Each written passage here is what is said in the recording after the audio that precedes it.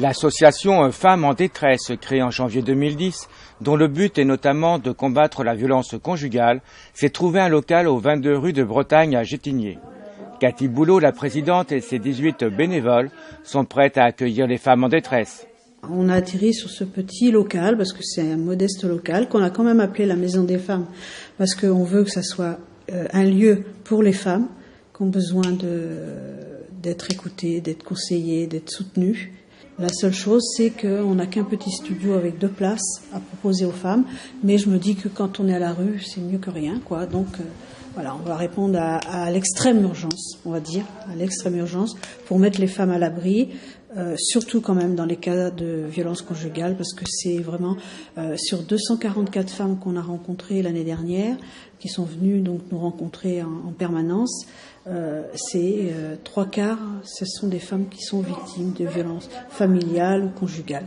Donc c'était important qu'on donne la faveur à ces femmes-là pour la mise à l'abri. Alors concrètement, si une femme vient...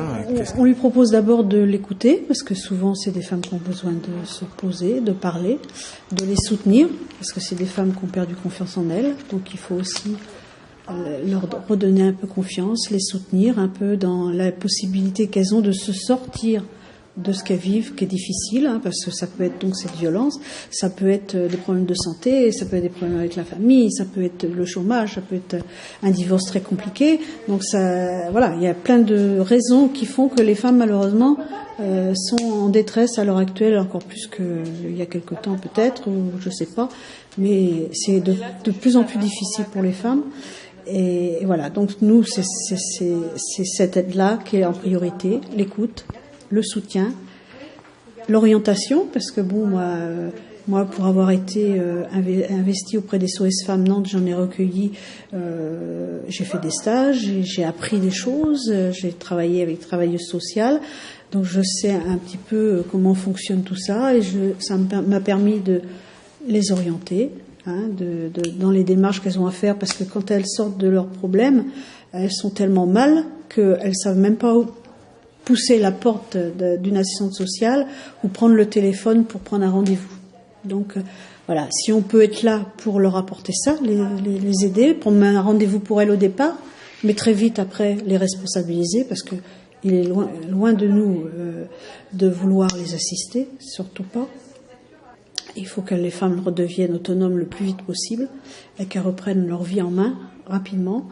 Et voilà, c'est ça notre but. Et puis s'il y a besoin de les accompagner dans leur démarche, telle vers un avocat, vers un médecin, vers une autre association qui peut les aider pour de la nourriture ou des vêtements ou des meubles ou des choses comme ça, on sera là pour aller jusqu'au bout de cette démarche-là, jusqu'à ce qu'elles se sentent capables d'être autonomes, et la porte sera toujours ouverte pour qu'elles viennent poser un peu leur fardeau, prendre un café avec nous, faire le point sur où elles en sont de leur vie, de leur situation. Voilà, la Maison des Femmes, ça sera ça. Et voilà. Et donc, si on peut servir, nous, c'est pour ça que je disais que c'était une main tendue. Voilà, c'est tendre la main à quelqu'un qui a besoin.